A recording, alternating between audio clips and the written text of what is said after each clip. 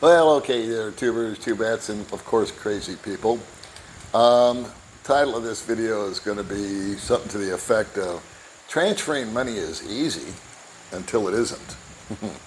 And the reason I decided to do this is because I made an error.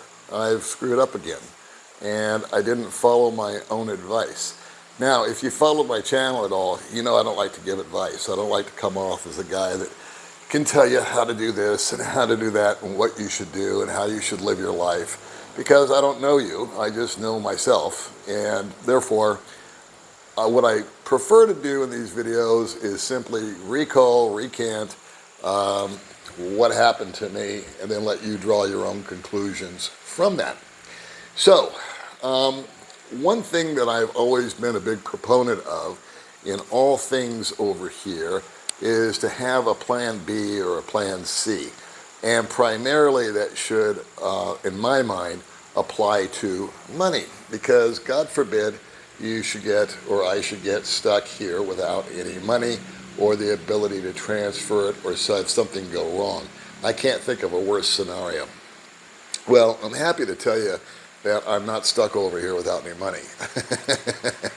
But I did run into a snafu, and I thought I would share it with you, and it still got me confused.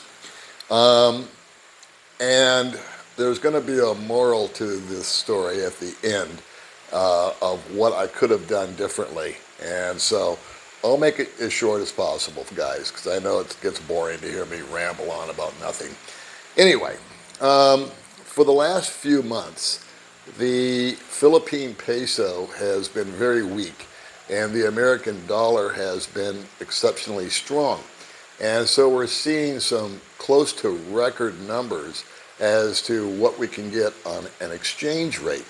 So I have a bank account, which is a simple checking account in the States, and every month I transfer over, once a month, I transfer over my monthly budget, and I either put it in the safe here at the house, or if I want, I can deposit it into my bank account here in the Philippines.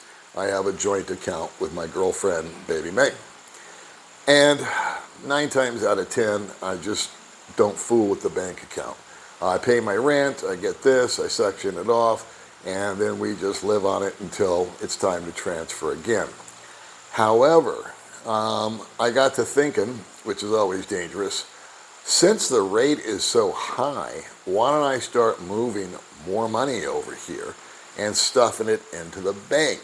Because I know that, at least I think I know, that what goes up will eventually come down. So why not jump on this rise in the Philippine peso? So instead of moving money over once a month, I started moving it over 3 times a month. And I was moving in excess of what I normally move. I was moving about $2,000 per transaction. And what I was doing with that was move it over a couple of times, take the money, and stuff it into my bank account and let it sit there. Because I figured, hey, if it's just sitting in the account in America and it's just sitting, it's not making any interest, or it's just sitting over here, let it sit over here, because I want to take advantage of that exchange rate. So that's exactly what I've been doing. 3 days ago, 2 days ago maybe, yeah, 2 or 3 days ago, I slid over to move yet another $2,000. I figured because the rate was really favorable. It was pushing 56. And the time before I got 55.95. And just as a point of reference, I'm thrilled at 50. When I first moved over here, I was getting 46, 47 pesos per dollar. So this was a big increase. And lo and behold, when I slid it over, it gave me my confirmation number, but it looked different.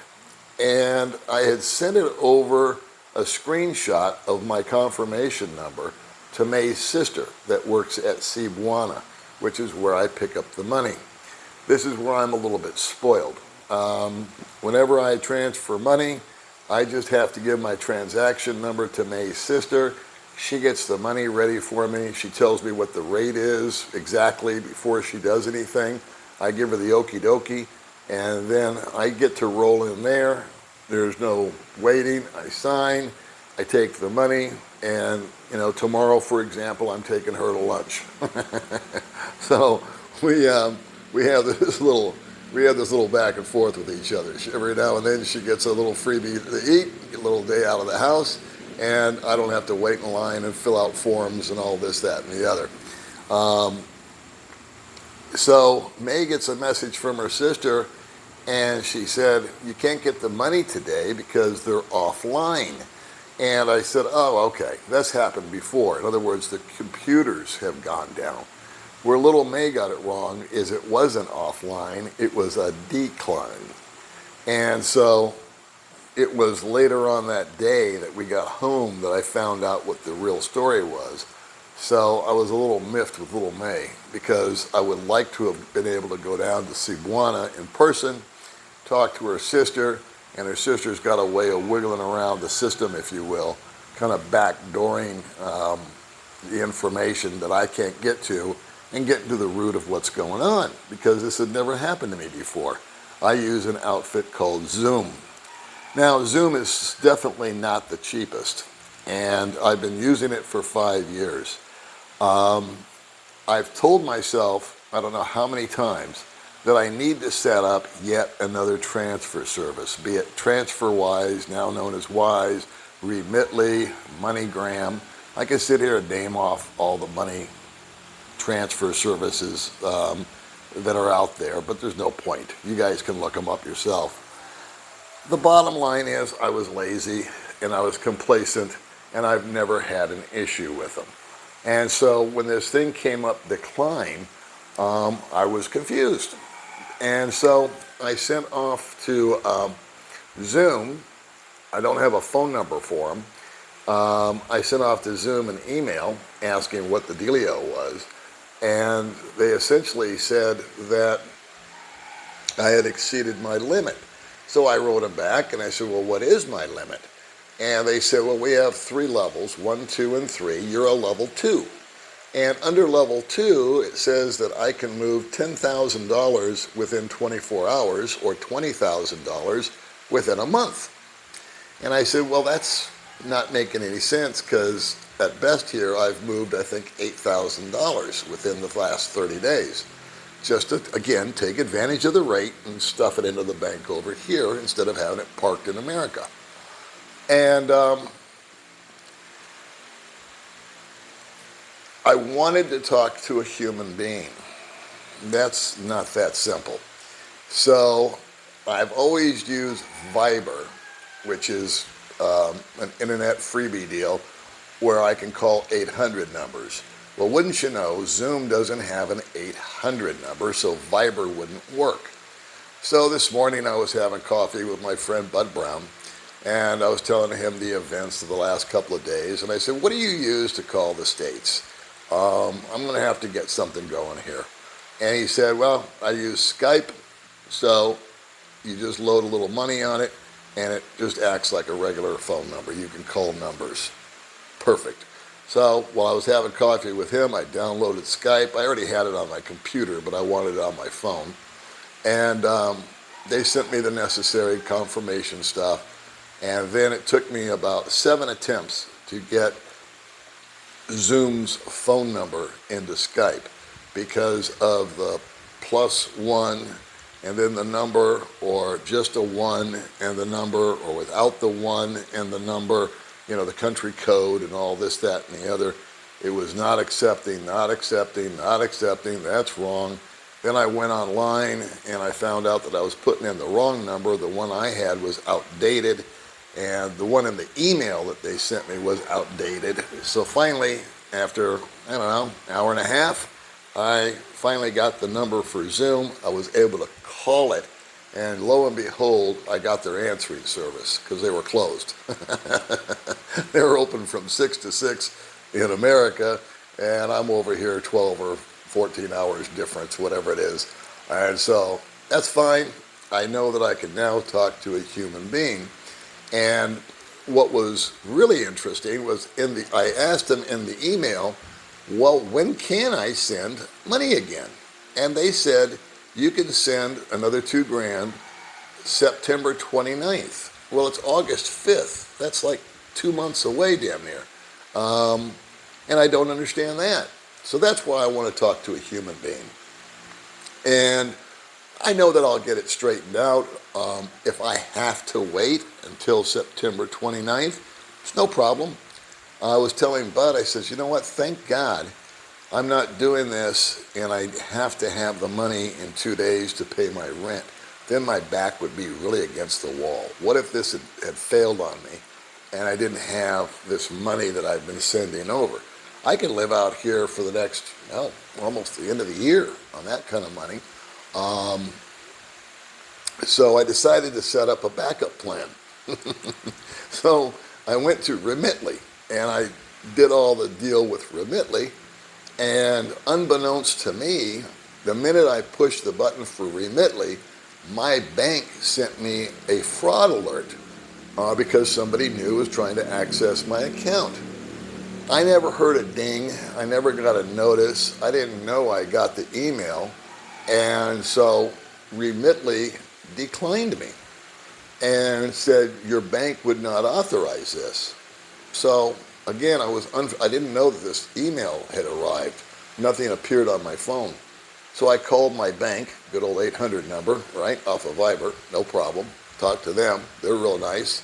And they said, oh, yeah, you needed to go. We sent you an email, and all you had to do is hit it's not a scam, a green button on our email, and we would have cleared it, and that would have been fine.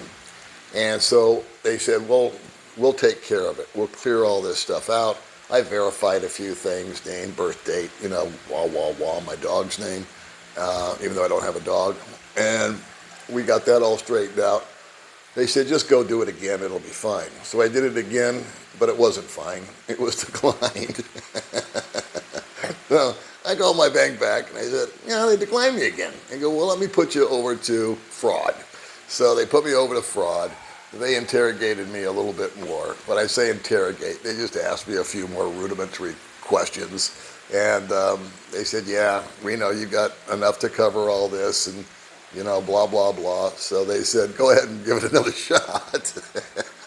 They were very confident that it would be just fine. And Remitly basically said, never contact us again. We don't want any part of you.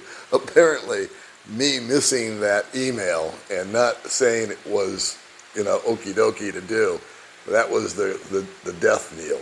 And so now I know that what I need to do whenever I'm dealing with any of these kind of situations is to have two phones with me. I've got two phones, and I can have, or computer, and I can have the email up on one and the phone up on the other.